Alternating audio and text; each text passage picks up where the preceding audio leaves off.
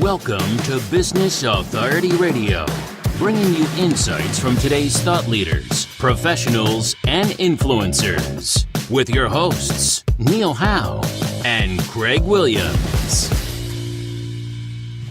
Welcome to another episode of Business Authority Radio. This has been a long-awaited interview, as we stated earlier. It's been about 2 years for this interview. The applesauce is getting to me now, Jermaine. But we have best-selling author, philanthropist, entrepreneur, mentor, investor, strategist. I'll just say strategist. We won't add any more to that. And world changer, Germaine Moody. Welcome to Business Authority Radio. Thank you, man. Thank you. Thank you, Craig. Thanks for having me. Craig, your host. I forgot about me announcing myself, but hey. Thanks for having me. Yeah. And we're just going to go right in. Here at Business Authority Radio, we talk with subject matter experts all the time. But we really get to the why. We talk about the how and what, but we want to get to the why for our audience and our listeners. But today we're going to deal a little bit with the why, with the what and the how you do what you do. You have a number of incredible works. I love the 50 Seeds of Greatness, so make sure you go get a copy of that. He's got this single, successful, and sleepy. I don't know anything about that. Going on 25 years of marriage, even though there's been times when it seemed as though I was single. And that's something that happens to us all. And I think it's the time where we need to focus inward instead of outward. But Jermaine, tell me a little bit about what brought you to the place you're at, and what drives you. What brought me to the place where I'm at? And I'm not talking about this hotel room. I've always had a desire to just, if you want me to go all the way back. Of course, we've got time. All the way back, it started with Michael Jackson. It started with the inspiration from Michael to help heal the world. And that was just imparted to me from him. And as I got older, I realized I had a knack for business and entrepreneurship. I had a huge passion. So I made a decision to become an entrepreneur and to use that platform to carry on and help heal the world as well. So I would say Michael Jackson is, I owe it to Michael for inspiring me to do what I do. But as far as my work ethic and stuff like that, that comes from my mom. And as far as why I do it, it's just, I believe I was put here to do it. Awesome. So you work in media. You have done for a number of years. You also work with the Black professionals worldwide. This music awards that you've been working with for some time. How did you get in? Obviously, you said it earlier, Michael Jackson. So you have a background. You're a singer, a musician, or? Actually, yeah. I started as a singer. I still sing, but I don't actually do it professionally. I'm also a music producer and a choreographer. Yeah, the music is I think probably my first love. Mm-hmm. My first love, and I'll probably be able to work on some next year. But it did start with the music. That's where we're related. Really? The music, but we'll talk about that off the air. The Millionaire DNA. Oh yeah. One of your books, The Millionaire DNA. Coming out next year, yeah. Tell me about this. We've heard the Millionaire Mind. We've heard a number of those. The Millionaire Mindset. But this DNA, is it more on the basis of like eat for your type, your blood type of thing, or does it define who's going to be a millionaire and who's not going to be one? I think as far as what I did with the research, what I'm doing with the research, I'm interviewing over 100 millionaires around the world, and there are certain characteristics, there are certain attributes, there's certain disciplines, certain worth ethic, that I'm learning from all of them. So what I'm doing, I'm taking those core values, those similarities, and sharing it with the world in the book. Awesome. He's going to be on number 95 after our interview. But stay tuned, folks. Anyways, that's supposed to be a joke. I was going to be the guy. We'll turn the mic. But anyways, tell me about your first entrepreneurial venture. Oh my God. And what behooved you to have another? Because entrepreneurship, it sounds sexy now, but entrepreneurship is it's a hard life. It is. It is the craziest thing you can ever do, but it's the most rewarding thing. Awesome. I think we started our first business when we were like 7 years old. We used to produce puppet shows on the front porch and sell popcorn and lemonade. Wow. That was 7. And then I think when I got older, when I got my first job, which I worked at KFC, I started Germaine Moody Productions, I believe. And I was playing for banquets and weddings. And I think my first check was for $325. And that's when I was 15 years old. Wow. And I was like, okay, this is working. And I started playing for more and more banquets and events and weddings and stuff like that. And I'm like, okay, I would work 4 weeks at KFC and make a check for $325, and then I played for 30 minutes at a wedding and made a check for $325. I'm like, I like that better. Yeah, time. You talk about that too, mm-hmm. and just about everything I've listened or read about you. You always mention the value of time, the most precious commodity we all have, and even the time we're spending right now, we're investing into something that will outlive us. I mean, in the digital world now, everything's on demand, but it's also there until you're gone and after you're gone. Absolutely. So what you're saying and what you're putting down for others to come after us, how it was told when we were growing up, write it down, make it plain, so those come after you, you can run with it.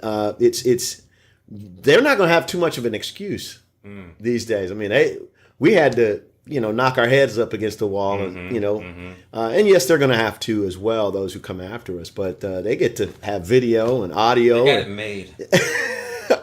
They really got it made. They can learn from our mistakes. There's no excuse for not being successful. Exactly. In this day and age, it really isn't. So tell me, I mean, obviously, what I've learned about most mentors is that they had good mentors. Right. And I'm sure that's what inspired you to do that. But you did more than say that you're a mentor.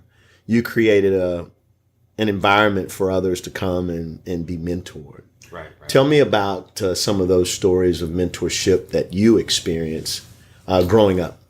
Well, I've always been, I've been mostly a loner all my life, but I've been reading all of my life.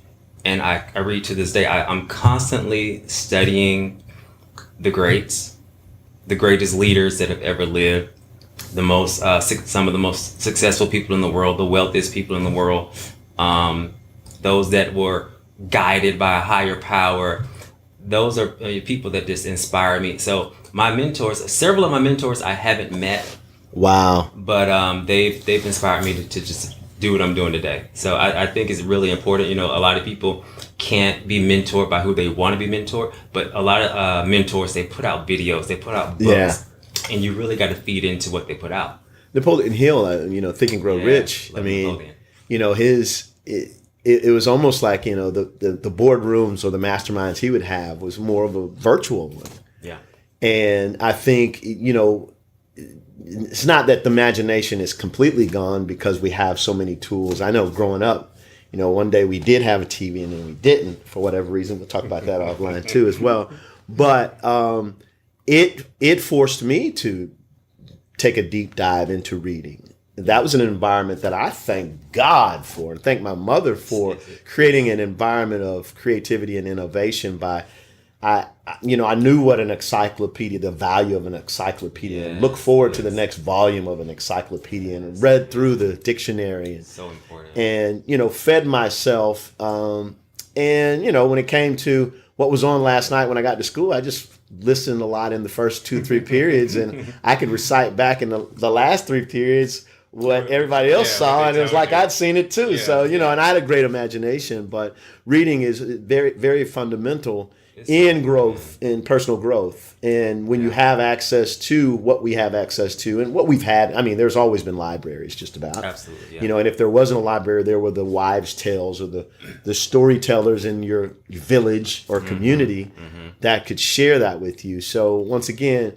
you know, we're taking away all the excuses from those who come behind us. No The greatness is just it's within arm's reach for all of us. And when I say greatness, I'm not talking about riches and just material things, but there's greatness in having experiences that you can't put a price on. You can't buy some of the experiences that we've had. Yeah, you in our can lives. gain a lot of knowledge and a lot of wisdom. You just gotta pay attention. Yeah.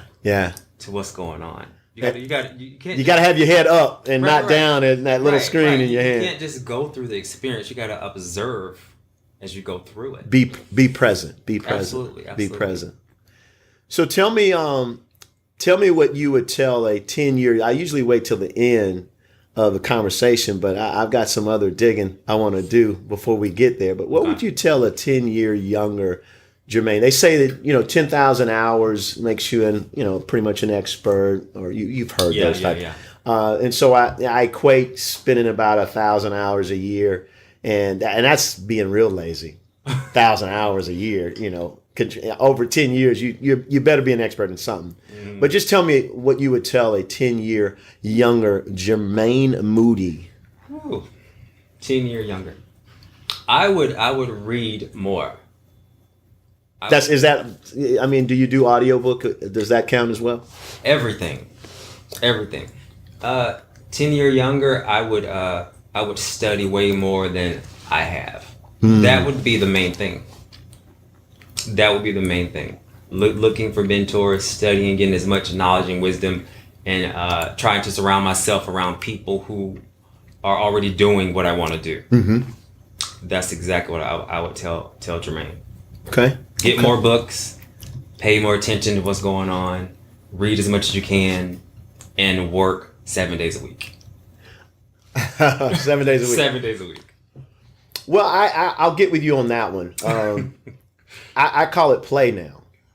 Okay. And they say when you're doing what you love, you never work a day in your life. I don't believe that. But I think it's an effort, because when we think of work, we think more in industrial, but work the mind. You talked about working your attention skills, just working that, I can't remember who it was. I see her, but I can't remember. She said she lost everything.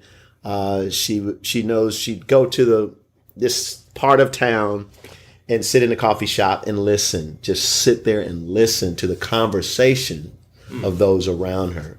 And I think with we do a lot of listening now, but what is it that we're listening to?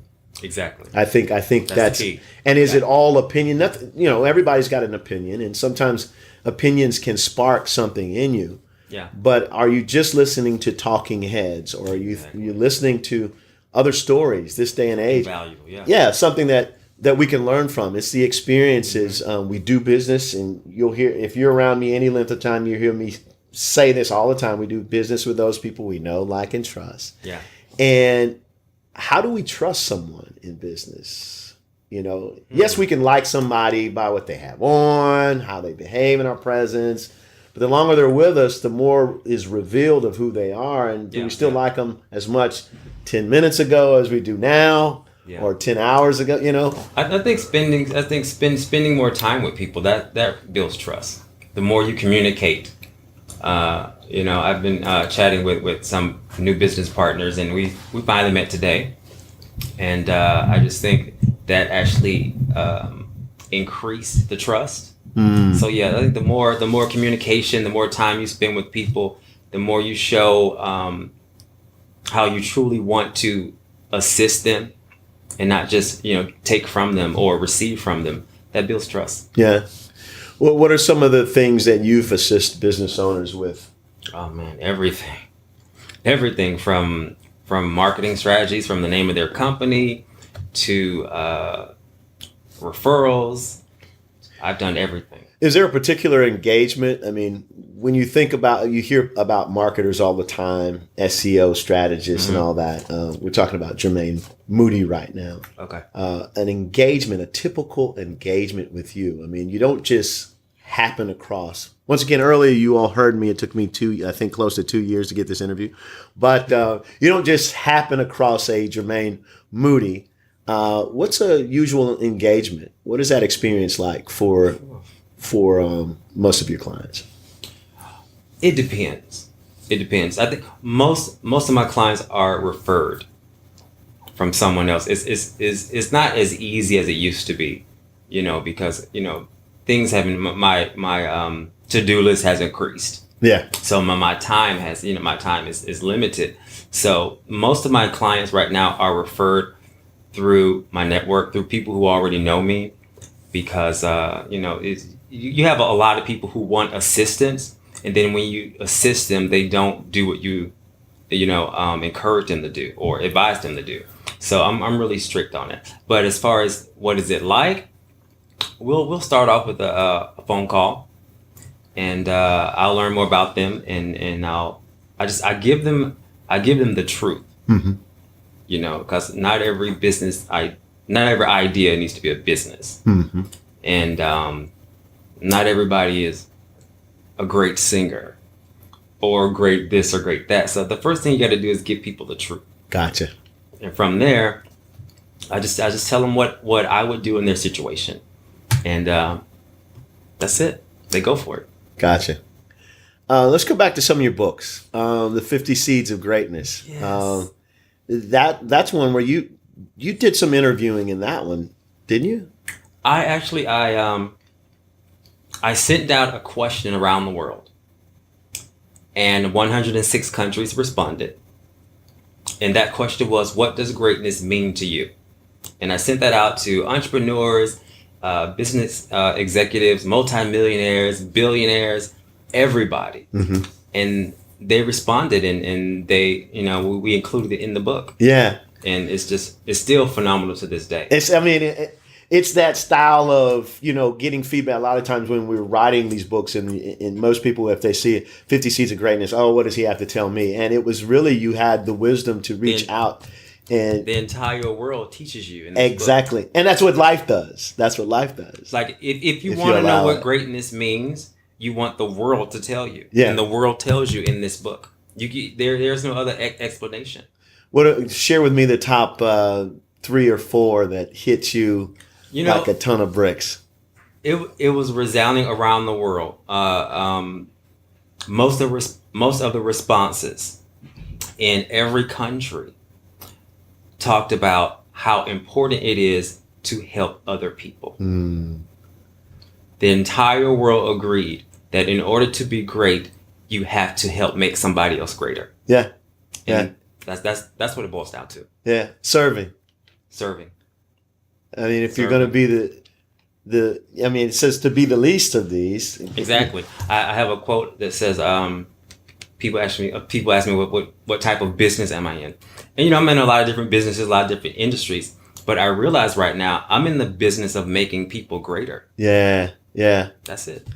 Servant leadership. Yeah. Servant leadership. We're related there. We're definitely related there. Yes, we're 2 African Americans, and the Business Authority is not about a race. It's about all mankind. But you do have this initiative, The Power of a Black Man. Share with me the impetus of that. I mean, really Well, I think the more, as a Black man here in America, I think the more successful you become, the more you see the need for opportunity for other people. And when I was in school, I didn't learn all the different things that Black men or Black people have contributed to the world. Mm-hmm. Not just America, not just Dr. Martin Luther King, not just Harriet Tubman, but the creators, the inventors, the presidents, the leaders,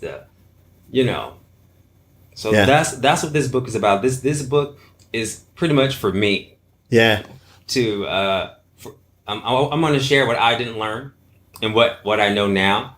And it is actually very inspirational to me because it makes me feel better about the huge global things I'm doing, that I'm not like out here on a limb. Yeah. Because so many people have, come before me. But that book is just to share what Black men have contributed to the world and to inspire other Black men to change the world at the same time. The Latimer side of the light story.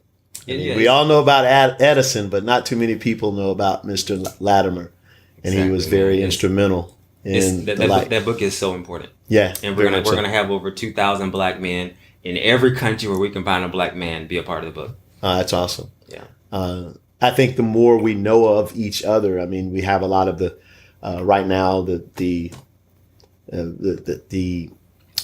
press is, we're covering a lot of this Confederate issue. Yeah. That's been, and yes, it's a part of history. It's very important that we understand all parts of history, not just one side. And one of the reasons why I think we're having the frustration now, those who feel they want this type of flag or, is because there's only been one side of the story been told, and it's not enough of the other stories that surround it. Yeah. And so the frustration of that story always being told, we've conditioned ourselves to think that's the only side. Mm-hmm. And I can understand where they're coming from when they feel that, my history is being low. So you're a part of that history. So it's very important that you continue to represent what you feel needs to be important. So, but you have to consider others as well. Right. Some who never got a flag up, but was a part of the foundation of even that flag. Right. That you're arguing about being taken down. So I think it's very important that we all educate each other on each other's history so that we can respect. I learned at a late age that, understanding is one thing. Being kind is another thing. Nice, anybody can be nice. That's the person. I mean, the waiter is nice because they want a tip. There's conditions behind that. Mm-hmm. Showing respect is just a second look. Mm. Just considering, again, your audience. Right. And I think the more we can respect ourselves, and that's another thing you talked about, why you're so driven to show more of who you are as an African American so that others can see. Because now we have more platforms to share the story so that it doesn't take 50, 60, 70 years to hear about a Latimer. Oh, man. You see what I'm saying? He didn't have social media to help share his contribution to Edison and why we get to have light. I know. You know what I'm saying? Too much is given, much is required. Absolutely. And in the business world, I see why you feel that you're allowing yourself to be a conduit. It's not so much the title, the list of things that you're doing, but it's who you're being. Right. In your serving, exactly. And we just tend to identify with, he's a that or she's a this or that, and that a lot of times gets in the way of it can the course that we're supposed to be on, the race that we're all in. Right, it's the human race. Mm-hmm. Tell me a little bit about what is to come. We're gonna get to this single, successful and sleepy. Well, I can imagine if you're single these days, you're not going to get too much rest. I would assume that's where that comes from. But because you have successful in the middle, that's pretty interesting because usually single and sleepy at the end does not usually equate to success. and because who has times for success? Because I'm so busy being single and I'm tired. But you put that success in there, and I think that's apropos for us to have a conversation about. There is a subtitle to that, and it says, a witty and empowering devotional for single professionals. And I would say, having not read this one yet, it's the devotion that allows you to be successful while being single. Right. So tell me a little bit more about that. This book. That book. Is someone asked me recently? Was it an autobiography? You finally got his autobiography. I was like, no. I did take it from my life though, because I mean, it's when you're pursuing your career, or especially if you're an entrepreneur, you have to invest so much time. You have to invest everything, and a lot of, especially if you have a startup or something like that, it's hard to dedicate time to that and a personal life, especially if you have multiple things going on. So, so the concept of work balance or balanced life, that's kind of more of a myth in the sense that it is a myth. If you're going to be all into a relationship, something's going to give. Something is going to give. Or you have to meet someone who understands. Yes. Or who has the same type of life. Or be real intentional. I had a great a lot of patience. Yeah. I heard a great prophet. You were talking about prophets earlier. I actually, some people ask who I voted for. I'm not going to say, but I did pencil this person in.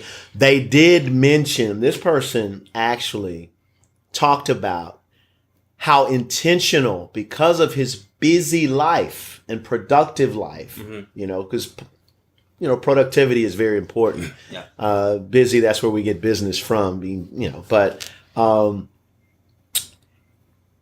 compartmentalizing or steward over the time and the experiences with, as a husband, he was intentional about making sure there was time, even if he had to schedule it. Yeah, Children, I know that might sound crazy.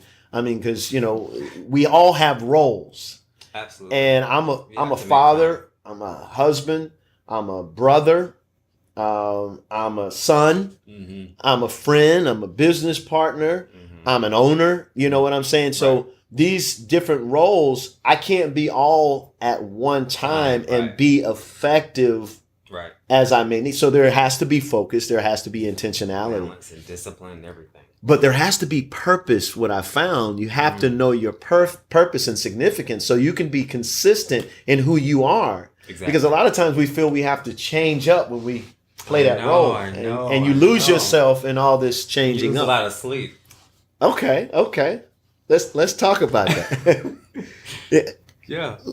But I mean, the book itself is some people, I think, being single, some people are single by choice. Yeah.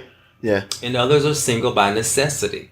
And that's what I mentioned in the book. You got to decide which one you are. And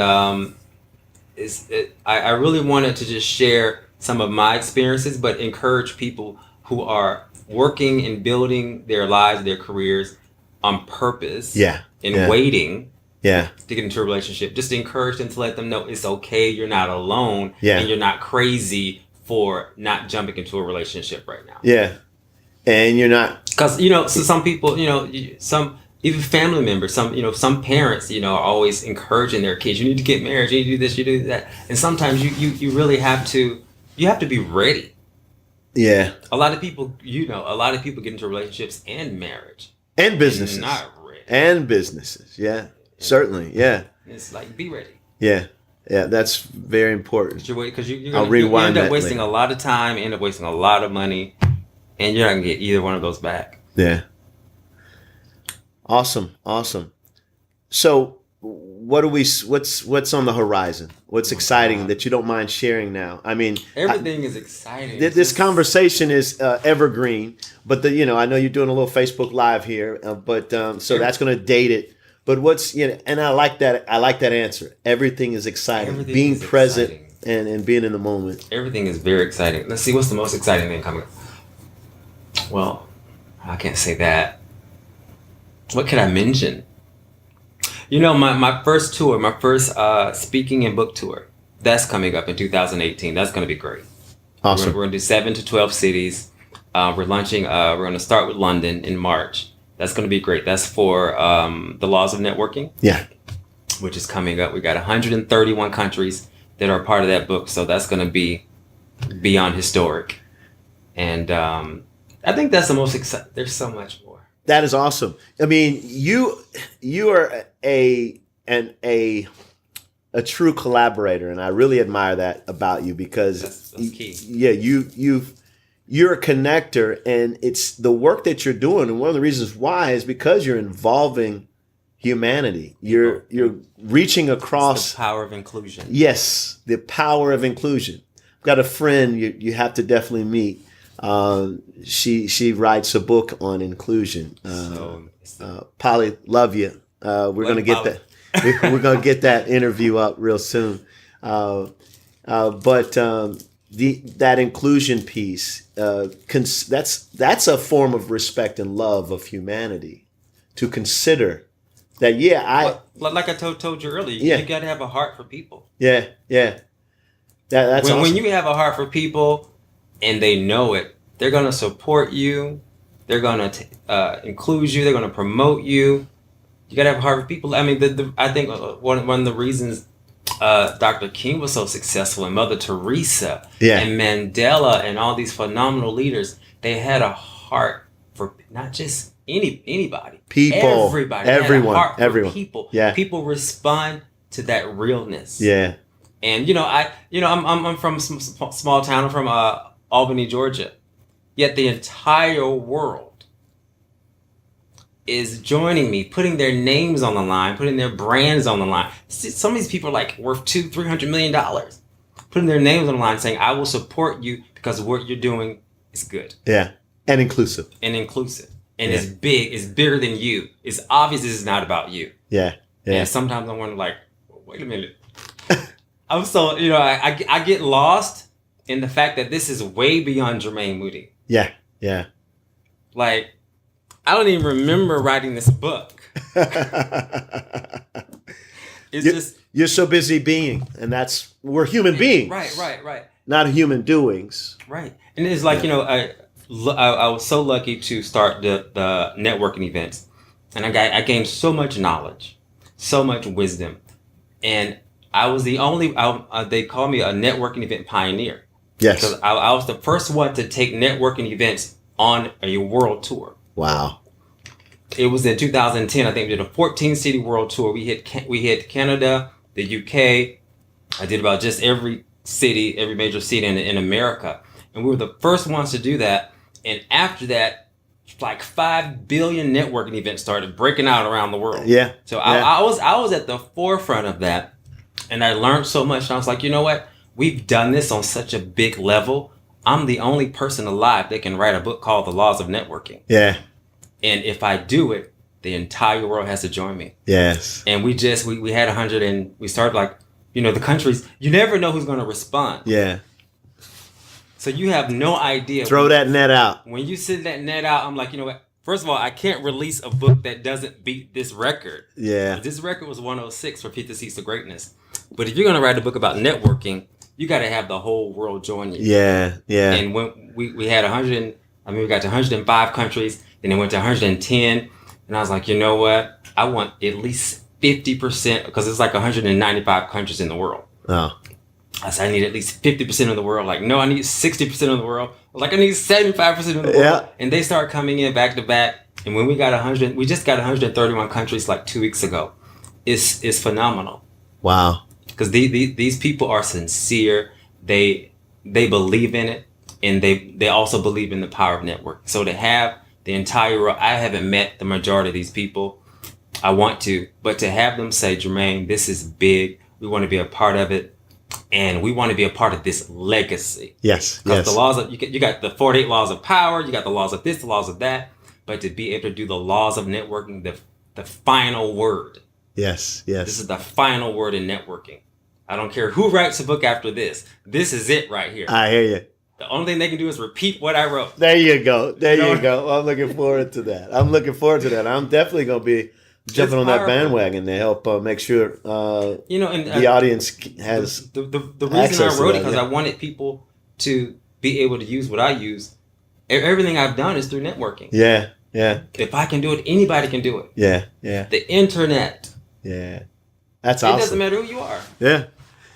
The world is flat, as they say, huh? You could be in the most impoverished, remote situation. If you get on this internet, you can change the world. Yeah. That blue and you ocean. can figure out a way to create some income and some revenue, and just by networking with people. And sharing value. Share value, absolutely. And being authentic. Well, Germaine Moody, we've made a record on this one, and I really appreciate you. How do we find you? JermaineMoody.com. JermaineMoody.com. LinkedIn, Facebook, LinkedIn is one of my favorite places in the world. Yeah. So I would definitely connect with me on LinkedIn. Awesome. Any telephone numbers you want to shout out so you don't get no more sleep? Yeah. Now we probably pass on the telephone numbers. Yeah. We need to. We don't need you as sleepy as you've been. Yeah. But Germaine Moody, thank you so much for joining us on Business Authority Radio and living on purpose, man. I appreciate it. Thank you for having me.